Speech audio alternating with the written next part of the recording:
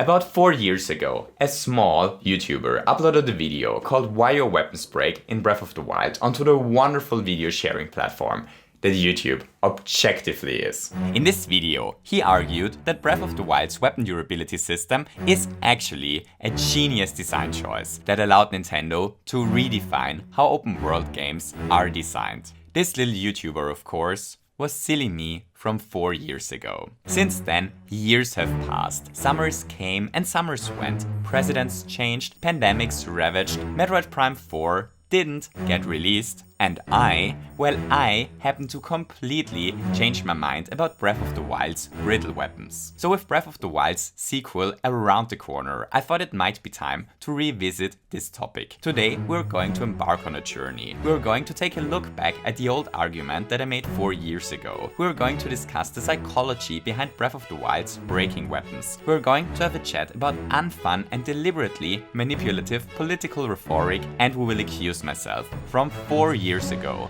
of completely missing the point. So let's prove this silly little fool of a YouTuber wrong together, shall we? Are you ready? Let's do this!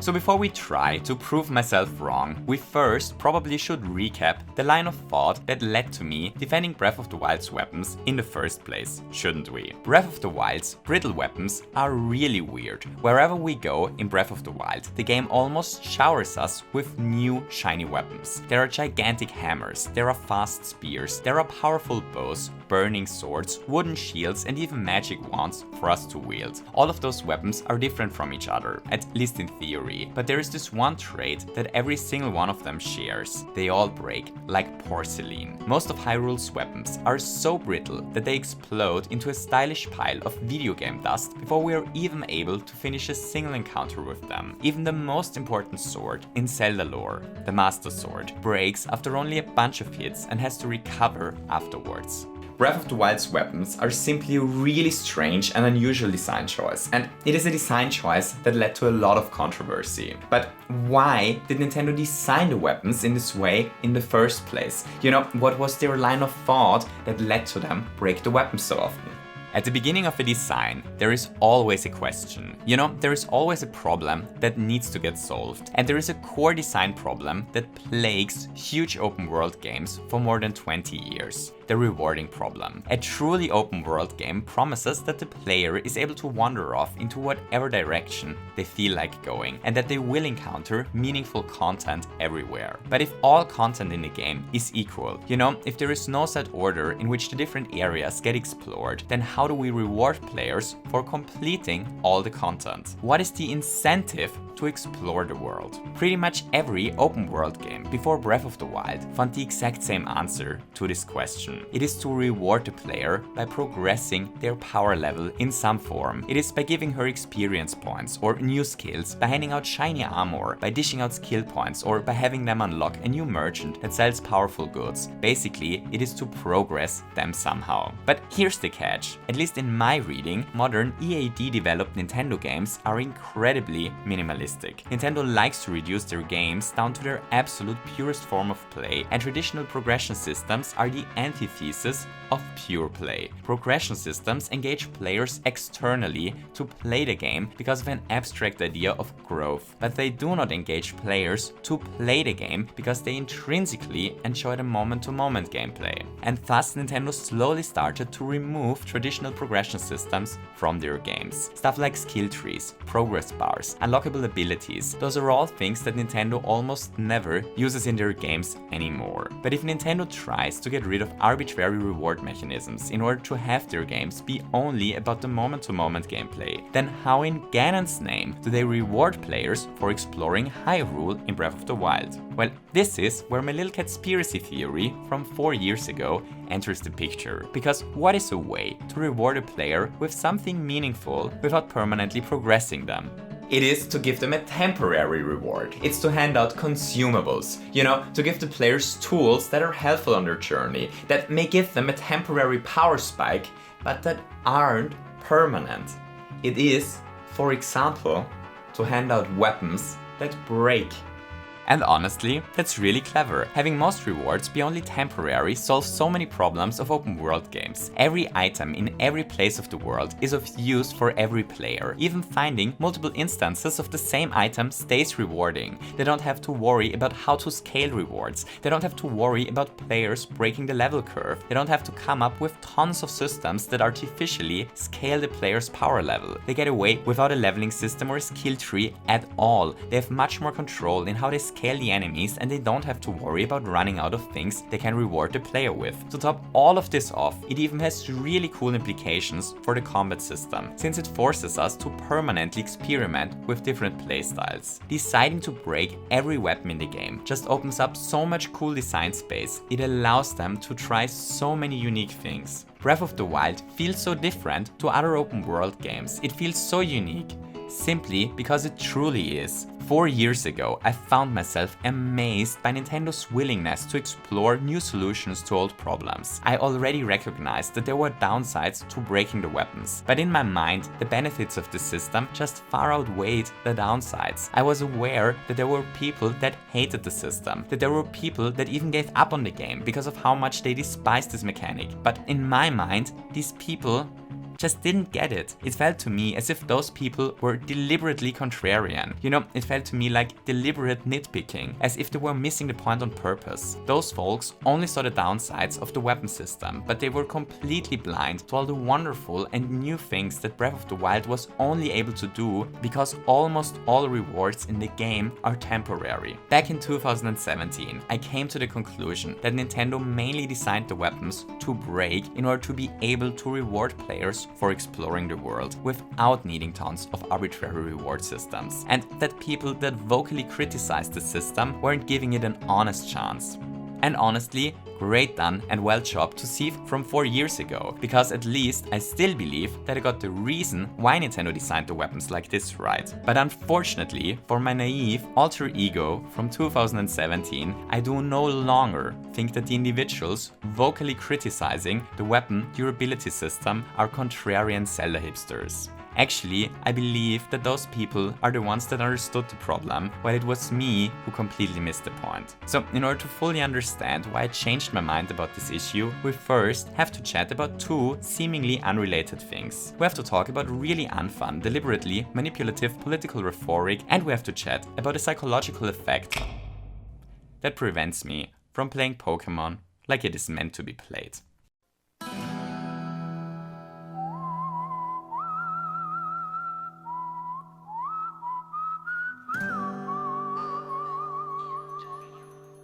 I cannot, for the life of mine, use items in a Pokemon game.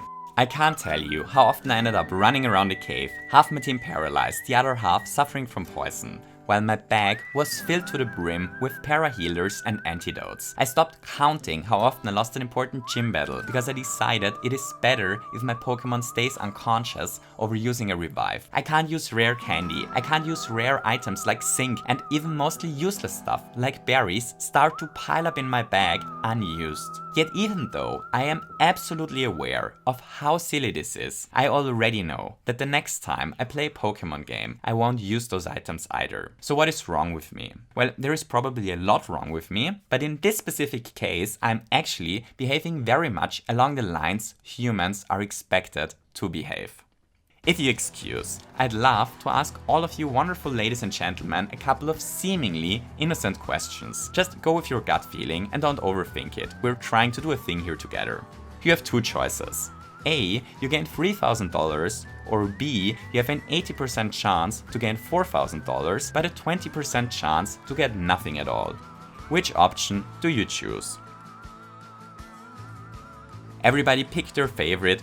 Awesome. So chances are that you intuitively picked option A, because about 80% of people surveyed on this question choose option A. And that in and of itself is really interesting, because the average gain of option B is $3,200, which, and this is a fact, is $200 more than $3,000. But where this gets really interesting is if we take a look at another totally unrelated question. So my lovely and wonderful ladies and gentlemen, would you rather A, be guaranteed to lose $3,000, or would you B, prefer to have a chance of 80% to lose $4,000, but a chance of 20% to lose nothing at all?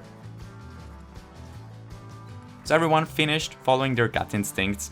Alrighty, right. So when asking those questions back to back, it's kind of obvious that there is some kind of trickery going on, but when surveying people this under less suspicious conditions, about 72% of people ask this question choose option B, even though on average the loss of B is greater than the loss of option A. Hooray! So those questions are really interesting for several reasons. For one, we accidentally just proved that humans aren't rational actors, but highly rational, and sometimes even act against their own economic interests. I just hope that nobody built an economic theory around this idea or anything. But second, this little experiment is the perfect showcase for a fascinating and powerful psychological mechanism called loss aversion. People prefer a guaranteed gain over a gamble, but they are willing to gamble over a guaranteed loss.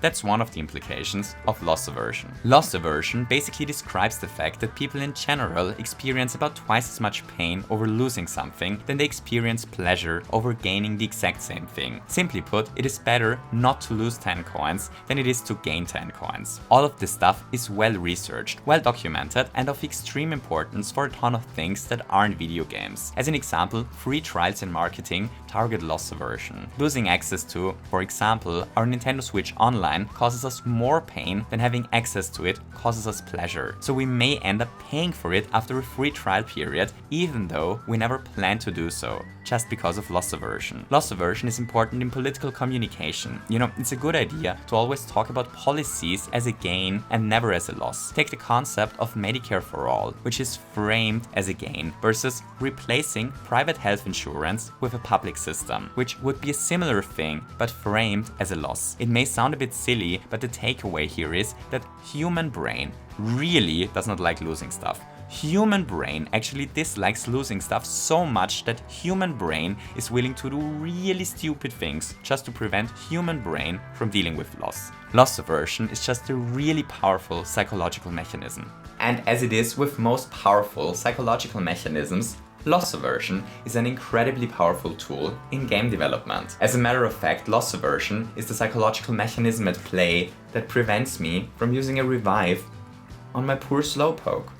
Using my revive means that I lose that revive, and permanently losing that revive is where my loss aversion kicks in. You know, maybe it's better just to load a save file from 15 minutes ago over using the revive. I mean, if I use it, it's gone for good, and I only have like 12 revives left. I could use all 12 of those at any given moment. So I'm probably a bit of an outlier with my chronic item use disability in Pokemon because... And please prepare for the upcoming sentence, because it is a sentence so full of ancient knowledge and mind-blowing wisdom that I probably should write it onto a post-it or something. Because as it turns out, people are different. Not every person suffers the exact same amount of loss aversion under similar circumstances, but it is something present in every one of us, and it is something to have in mind whenever we design a system in a game that has our silly players lose something permanently. If anyone wants to learn more about loss aversion in game design, I highly recommend checking out Geoffrey Engelstein's 2017 GDC talk about, would you believe it, about loss aversion in video games. It's a fantastic talk, and a lot of what we just waffled about is based on his wisdom.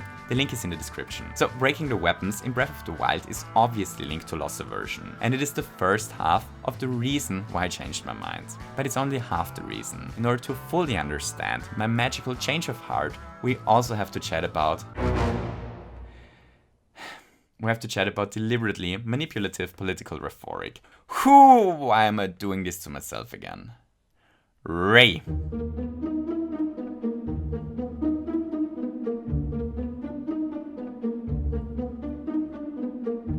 Let's do a quick thought experiment together, shall we? Let's say all of us just happen to have a change of heart overnight, and we all collectively turned into really evil and egoistic people.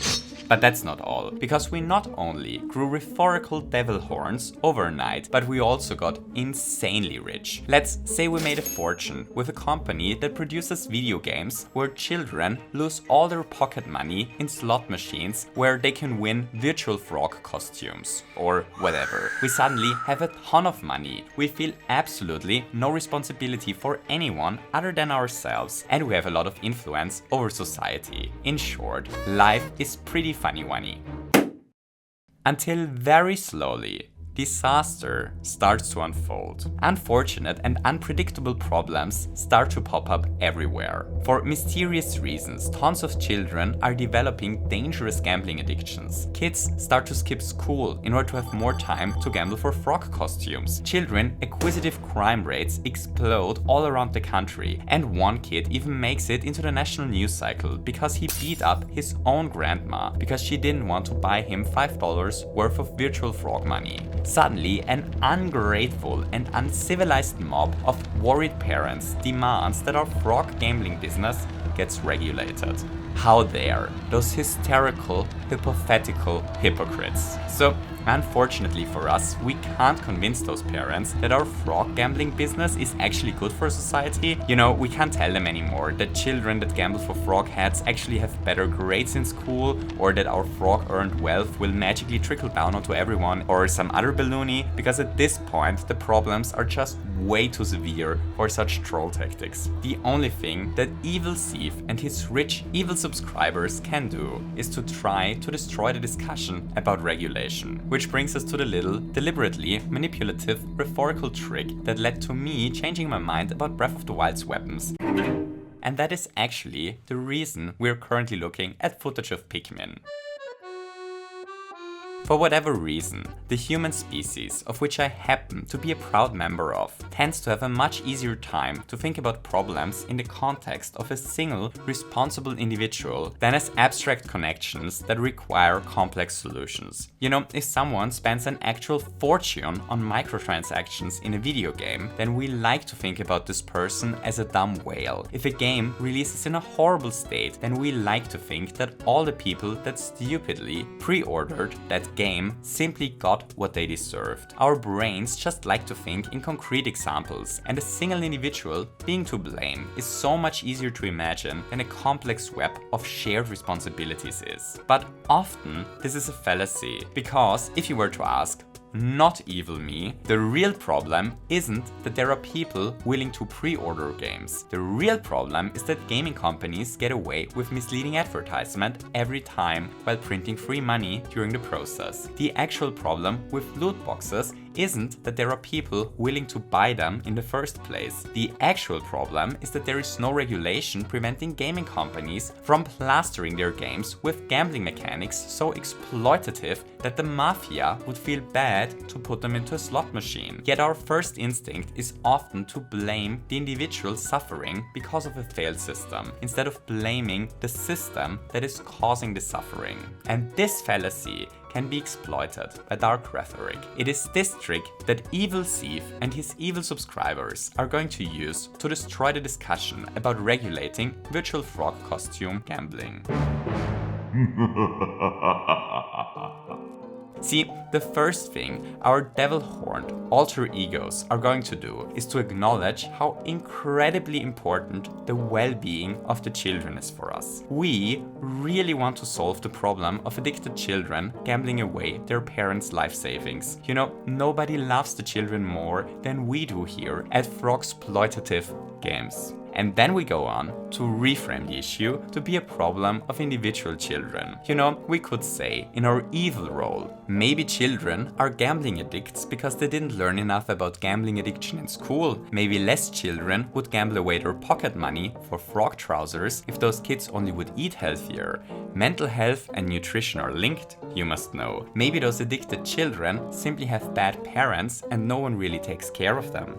You see the evil trick we're using here? We take a problem that we are causing and that can only be truly solved by regulating the way we are allowed to do business, and we frame it onto individual children who sadly never learned the tools necessary to resist the God-given temptation to gamble for virtual seasonal Christmas frog crocs. We abuse the fallacy we just talked about before. We abuse humans' tendency to always think about problems on an individual level in order to destroy discussion. If people are thinking about a problem as if it was their own, even though the problem can only be truly solved on a collective level, then they are as likely to solve it as they are when doing the contrary. You know, if someone suffers from individual trauma, then blaming a collective group of people is sure as hell not going to solve the problems either. Hi Tran, thank you so much for joining us today. Goodbye Tran. You know, a lot of societal problems can only be solved on a societal level.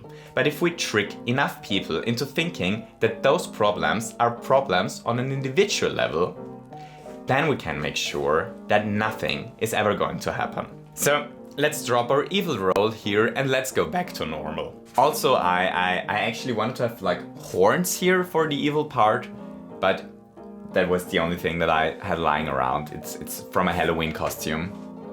I looked truly terrifying. Anyway, reframing a societal problem back onto an individual level is a really dark and evil rhetorical trick, powerful enough to destroy public discussions. And as it is with most evil and dark, powerful tools that can be exploited without fear of consequences, it is everywhere around us. But the truth about it is, if we really think about such arguments for a second, then they turn out to be a declaration in intellectual bankruptcy. If we happen to lose a mission in Pikmin, you know, if one of those truly terrifying, murderous killer ladybugs happens to devour each and every one of our Pikmin, then we didn't lose because Pikmin 37 happened to be lazy that day. We didn't lose because Pikmin 43 is the only yellow Pikmin in a group of red ones. And we didn't lose because Pikmin 8 suffers from depression. We lost because we suck at Pikmin. The way we decided to use all of our Pikmin was bad, not our individual Pikmin. Hooray, only one question left to answer. What in the name of all the fuzzy gods has all of this to do with why I changed my mind about Breath of the Wild's weapons?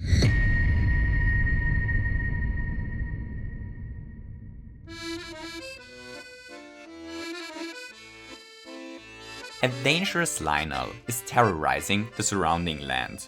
You are a remarkable swordsman and the only person skilled enough to take down the beast. But doing so would mean that all the precious weapons break that you got as a reward for all your previous feats. Do you A, lose all your weapons and kill the Lionel, or do you choose B, keep all your weapons but let the Lionel live?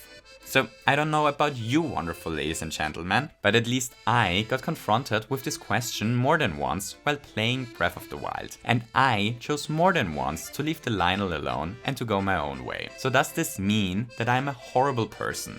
Yes. But it also shows how loss aversion undermines a core concept of Breath of the Wild. The reason I decided to run like a hero isn't because fighting the Lionel wouldn't have been fun. The reason I decided to run is because losing all of my precious weapons felt so much more painful than the potential reward for killing the Lionel would have felt good. At the beginning of the video, we talked about my 4-year-old conspiracy that Nintendo set out to design a weapon system that has players engaged via gameplay, instead of engaging the players via tangling permanent progression systems in front of their beautiful noses. But what Nintendo actually achieved is a system that heavily disincentivizes people from engaging with Breath of the Wild's gameplay. On average, people are different. Every person experiences a different amount of loss when their weapon breaks. Loss aversion tends to rise the higher the stakes are. The rarer the weapon, the more painful losing it feels to us. The tipping point is different for everybody. It's not really important when it happens. What is important is that at some point it happens. And as soon as it happens, tons of systems in Breath of the Wild just completely collapse once our wish not to lose our weapons becomes greater than the pleasure of engaging in combat, well, once this happens, we stop to engage with the combat system. Actually, we even start to actively avoid combat in the game. We start to avoid engaging with a huge part of Breath of the Wild's gameplay. Nintendo set out to design the weapons to encourage the truest and purest form of play, yet they ended up with a system that does the opposite. Once loss aversion kicks in, this system actively discourages gameplay. That's the first wrong turn I took with my argument back in this fateful March of 2017. The question that I was asking myself was, what was Nintendo trying to achieve with the durability system? And in my defense, that's usually a really good question to ask if we try to understand how a controversial system came to be. The problem when only asking this question, however, is that it sadly doesn't take into consideration if the particular system in question happened to turn out to be, well, shit, which, this also happens to matter. I was looking at intentionality when judging a system, but intentionality is completely irrelevant when looking at the actual consequences of a system. But what has all the blaming individuals for systemic failures fluff to do with anything here? Well, when I was saying that blaming an individual for a systemic failure is a fallacy that people often fall into, I was actually speaking from experience, because this was the exact thing that I did back in 2017. If the durability system in Breath of the Wild had triggered my loss aversion really early on, then I would have probably hated it. But for whatever magical reason, I just happen not to be that susceptible to losing a weapon in this game. Accidentally feeding the wrong Pokemon a rare candy. Well, that's an event of apocalyptic magnitude, but breaking a rare fire spear feels rather meh to me. Even though I was reading left and right that the weapon system led to a lot of people not enjoying the game as much as they would otherwise, my silly alter ego from 4 years ago didn't manage to connect the dots. Back then I was kind of thinking that those people were deliberately nitpicking, that they weren't giving the system a fair chance, that they actively wanted to dislike Breath of the Wild simply for the fact that there was so much hype around the game or whatever. And to be honest, some probably even did.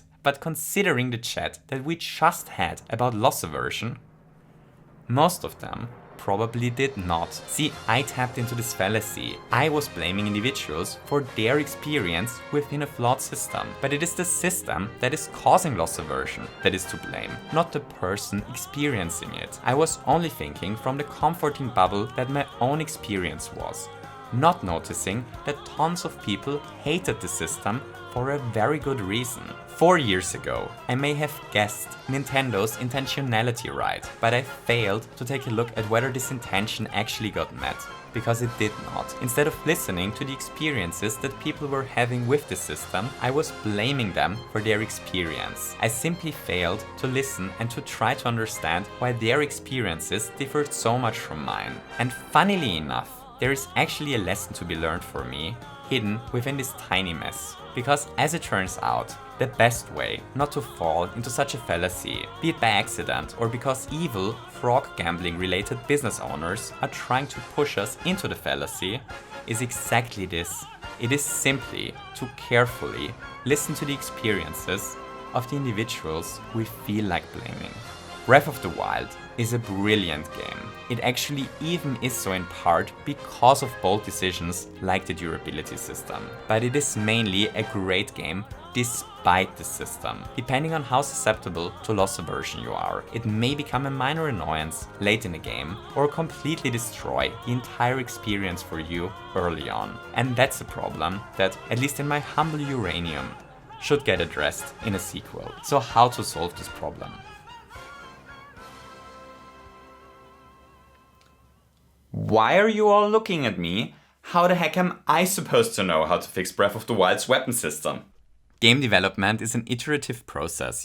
Game designers don't meditate in a room for a week until they finally conceive an idea, scream "Hurreka" and leave their smelling chamber. Such systems get fine-tuned over dozens, maybe even hundreds of iterations. It's not possible to just suggest a solution within half a minute of a YouTube video.